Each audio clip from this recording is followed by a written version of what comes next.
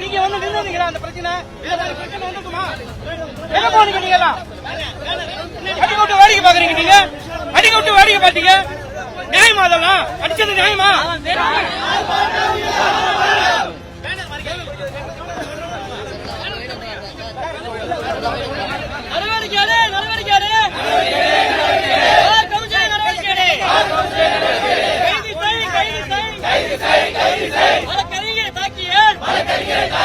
குற்றவாளியை கைது செய்.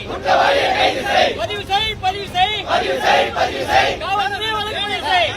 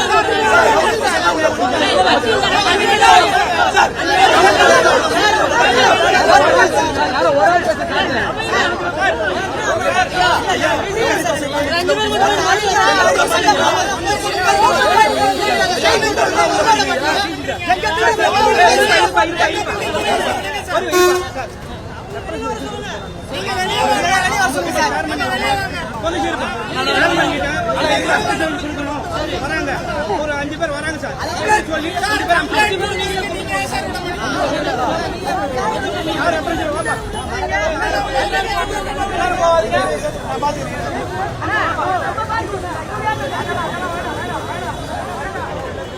பாராளுமன்ற உறுப்பினர் அவர் வந்து அவர் ஒரு வழக்கறிஞர்.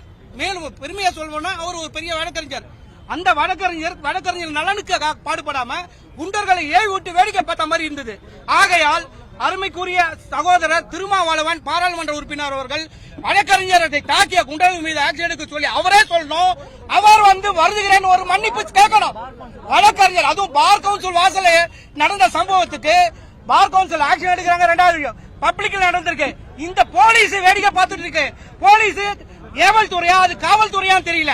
ஆகையால் அந்த காவல்துறை ஏவல் துறை ஆகாமல் உடனடியாக இன்று இப்பொழுது அவர்கள் மீது எஃப்ஐஆர் போட்டு கைது செய்யணும்.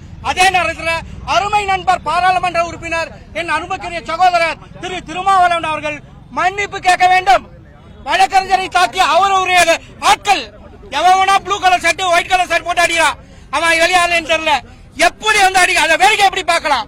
ஆகையால் இதுக்கு பொறுப்பேற்றுக் கொண்டு பாராளுமன்ற உறுப்பினர் மட்டும் மூத்த சகோதரர் அவர் அந்த மூத்த சகோதரர் தம்பியை தாக்கியிருக்காங்க. நான் மன்னிச்சுக்கிறேன் வந்துகிறேன்.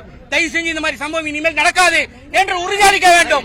இதே பார் கவுன்சில் வாசல் தான் நடக்குது. அதெல்லாம் எல்லாருக்கும் தெரிஞ்ச விஷயம். ஆகையால் தாக்கியவர் வழக்கறிஞர்கள் வழக்கறிஞர் என்று தெரிய வந்தால் தாக்கியவர்கள் அவர்களை உடனடியாக சஸ்பெண்ட் செய்ய வேண்டும். ஏன் எதற்கு என்று கேட்காமல் உடனே சஸ்பெண்ட் பண்றான். வீட்டுக்கு பிரச்சனை ஹவுஸ் ஓனர் டெனன்ட் பிரச்சனை சஸ்பெண்ட் பண்றான். வக்கீல தாக்கியிருக்கான். எவன் வக்கீலான்னு தெரியல, வக்கீல் கூட இந்த குண்டனா தெரியல. போலீஸ்காரன் ஐடென்டிஃபை பண்ணி அத வக்கீல் தான், அந்த வக்கீல சஸ்பெண்ட் பண்ணணும். இவர்களுக்கு பாதுகாப்பு கொடுக்கணும் வழக்கறிஞர் ராஜீவ்காந்திக்கு. மேலும் அவர்கள் மீது கைது நடவடிக்கை இமிடியா எடுக்கணும். நாலாவதாக அருமை அண்ணன் திருமாவளவன் வருந்துகிறேன் என்று மன்னிப்பு கேட்க வேண்டும் இந்த சமுதாயத்தில். இதுதான் எனக்கு கோரிக்கை. என் பேர் ஆர் முரளி, முன்னாள் துணைத் தலைவர் MHA. அதாவது இது வந்து அதான் சார், இது ட்ரையல்ல தான் ப்ரூவ் பண்ண முடியும். வாகனத்தை இடிச்சாருன்னா சார் இதெல்லாம் வந்து அந்த சார் இடிச்சுட்டா உன்னை அடிச்சிருங்களா சார்? அடிச்சிருங்களா? இறங்கி அடிச்சிருங்களா? எத்தனை பிடிசி இடிச்சுட்டு போறான், அவனை இறங்கி அடிப்பீங்க நீங்க? எத்தனை பொதுமக்கள் அவன் சாதாரண இவன் ஒரு விஷயம் இருக்கான், பொதுமக்களுக்கு ஒருத்தன், அதுக்கு மேல வழக்கறிஞர். சார் ஏதோ நடந்துச்சு தம்பி, விடுப்பா நீ விடுப்பா அப்படின்னு ஒரு சமாதானம் செய்ய வந்தால் தலைவனுக்கு அருகதை. அதை வேடிக்கை பார்த்து கொண்டு முறைச்சார் தட்டினார் அப்படின்னா இந்த ஊர்ல எந்த ஊர் என்ன மண்டலாட்சியா? இது என்ன மண்டலாட்சியா மக்களாட்சியா? ரவுடி ராஜ்யமா? ரவுடிகள் ராஜ்யமா? இது வன்மையாக கண்டிக்கிறோம் எனது சகோதரர்கள் அனைவரும் சார்பாக.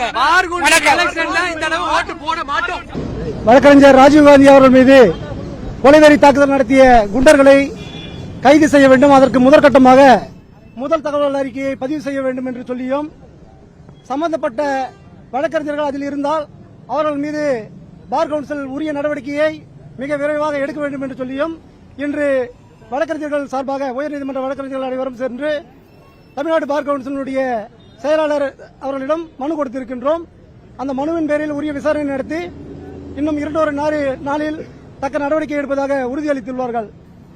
நாங்கள் பலமுறை இங்கே நிறைய பிரச்சனை வழக்கறிஞர்கள் சந்திச்சிருக்கோம், மனு கொடுத்திருக்கோம். எந்த ஒரு நடவடிக்கையும் எடுத்ததா நாங்கள் இது வரைக்கும் பார்க்கல. இன்னும் சொல்ல போனா காவல்துறை இதே திராவிட முன்னேற்ற கழக ஆட்சியில தான் உள்ள வந்து அவ்வளவு தூரம் அடிச்சு தாக்குதல் நடத்துறாங்க. அதாவது சொல்றேன், அந்த வழக்கில் கூட அடிச்சவங்களுக்கு ப்ரமோஷன் கொடுத்த கவர்மெண்டா இருந்தது. ஆனா நாங்க முதல்வர் ஸ்டாலின் அவர்களை மிகவும் மதிக்கின்றோம். நிச்சயம் அவர் நல்ல நடவடிக்கை எடுப்பார் என்று நம்புகின்றோம். பாதிக்கப்பட்டவர்களுக்கு உரிய நீதி தரும் வகையில் சம்பந்தப்பட்டவர்கள் யாராக இருந்தாலும் இரும்பு கரம் கொண்டு அல்லது வேற ஏதாவது கரம் கொண்டு கூட அடக்குவார் நாங்கள் நம்புறோம். வழக்கறிஞர்களுக்கு ஒவ்வொரு முறையும் இதை தான் செய்ய முடியும். அப்படி ஏதாவது சொன்னது போல நடக்கல அப்படின்னா நிச்சயம் தமிழக அளவில் போராட்டம் அங்கங்க வெடிக்கும். வழக்கறிஞர்கள் வீதிக்கு வந்து போராடக்கூடிய ஒரு சூழல் வரும். ஏன் சொல்றோம்னா, இன்னைக்கு சூழ்நிலை சரியில்லைங்க. வழக்கறிஞர்கள் வந்து துணிச்சலா சமூக பிரச்சனையை கையில் எடுத்து போராடக்கூடியவங்க.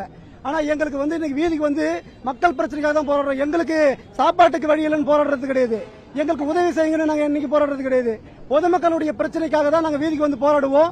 ஆனா வீதிக்கு வந்து போராடக்கூடிய வழக்கறிஞர்கள் மீது உடனடியாக முதல் தகவல் அறிக்கை பதிவு செய்வார்கள். அதன் மீது நடவடிக்கை உடனடியாக பார் கவுன்சிலுக்கு அனுப்பப்பட்டு ஒழுங்கு நடவடிக்கை குழு நடவடிக்கை எடுக்கும். இது வந்து அப்பாவிகளுக்காக, குரலற்றவர்களுக்காக, ஏதிலிகளுக்காக, விளிம்பு நிலை மக்களுக்காக உழைக்கின்ற போராடுகின்ற வழக்கறிஞர்கள் எங்கள் மீது காட்டுகின்ற வேகம். ஆனா வழக்கறிஞர்கள் நாங்கள் பாதிக்கப்பட்டு ஒரு புகார் கொடுத்தால் அந்த புகாரை கூட வாங்க மறுக்கின்றார்கள். அதன் மீது ஒரு முதல் தகவல் அறிக்கை கூட பதிவு செய்ய மறுக்கின்றார்கள். சம்பவம் நடந்து ஒரு வாரத்திற்கு மேல் ஆகின்றது. இதுவரை என்ன நடவடிக்கை எடுத்தார்கள் பார் கவுன்சில் என்பது தெரியவில்லை. 25 உறுப்பினர்கள் இருக்கின்றார்கள். எல்லோரும் எங்கள் நண்பர்கள் தான். அவர்களை நாங்கள் மிகவும் மதிக்கின்றோம். உரிய நடவடிக்கை எடுப்பார்கள் என்று நம்பினோம். ஒரு வாரமாக எதுவும் நடக்கவில்லை என்பதால் இங்கு வந்து இந்த மனுவை கொடுத்திருக்கின்றோம். VS கோபு, வழக்கறிஞர்கள் சமூக நீதி பேரவையுடைய மாநில தலைவர்.